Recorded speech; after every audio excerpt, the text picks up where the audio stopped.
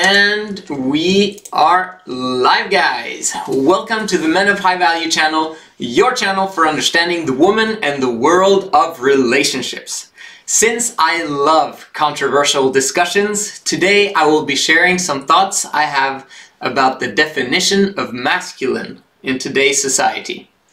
My name is Joseph Darling, and we are live here every single day out of Oslo, Norway. And as always, if you like the information you're getting here, if you're excited to learn more about relationships, press the like button, subscribe, and push also the little bell button to always stay up to date on the movement. Let's go straight to the definition of masculinity on Wikipedia. Masculinity is a set of attributes, behaviors, and roles associated with boys and men.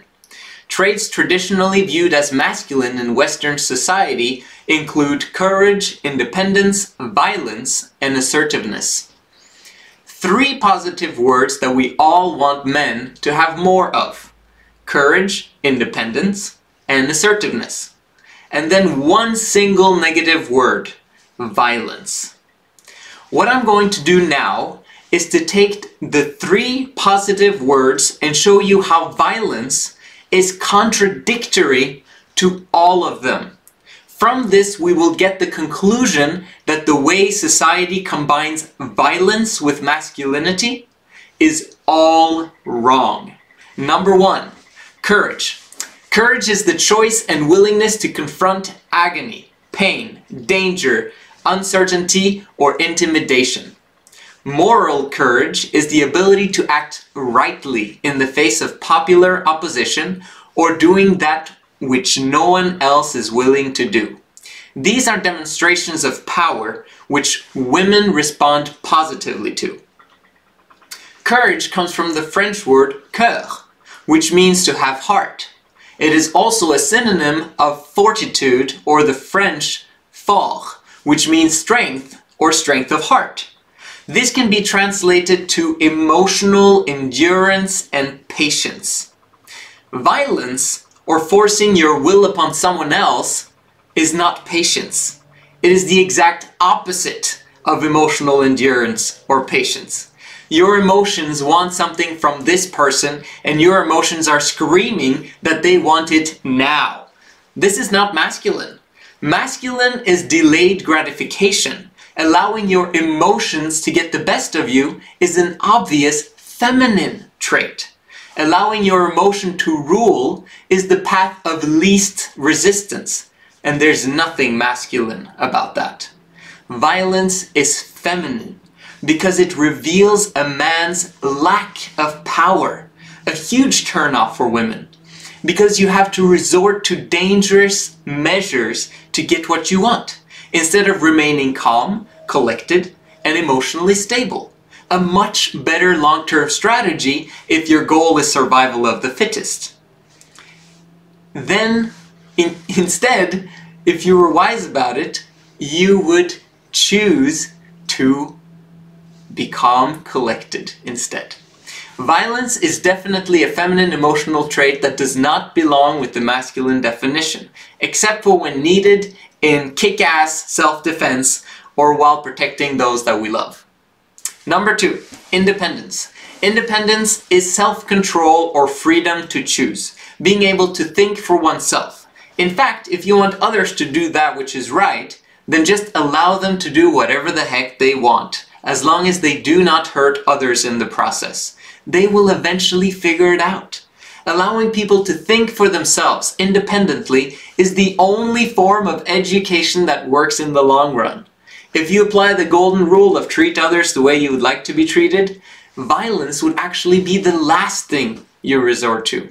Violence is the opposite of allowing others to think for themselves. And number three, assertiveness. Assertiveness is the quality of being self-assured and confident without being aggressive. Wow, man, my points are good. Wikipedia continues. Assertive people tend to have the following characteristics. They feel free to express their feelings, thoughts, and desires. They have control over their anger. This does not mean that they repress it, it means that they control their anger and talk about things in a reasoning manner. Assertive people are willing to compromise with others rather than always wanting their own way and tend to have a good self-esteem. Now we're going to say BAM on the count of 3. 3, 2, 1, BAM! But what about masculinity and macho men? I won't be using much of the term macho or machismo here. The definition in Wikipedia, however, machismo is a form of masculinity that emphasizes masculinity and power and is often associated with a disregard for consequences and responsibility. As you can see, it simply does not belong here. It does not belong anywhere. It is confusing, and confusion is darkness. And what we desire at Men of High Value is to bring men and women out of confusion and into the light. Always remember this. It is feminine men who initiate violence. It is feminine men who force. It is feminine men who rape. It is feminine men who engage in street fighting, gang violence, and crime. It is feminine men who act as terrorists and who suppress women. It is feminine men who seek for power because they have none. It is feminine men who become overly aggressive instead of assertive, who discipline others instead of disciplining themselves. It is feminine men who have to give in to their emotions when they should have wisely controlled themselves instead.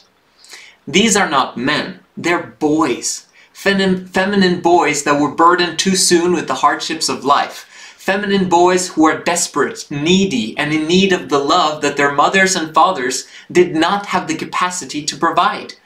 And there are so many of them. The vast majority of males in today's society are feminine and emotional, both aggressive ones and non-aggressive ones.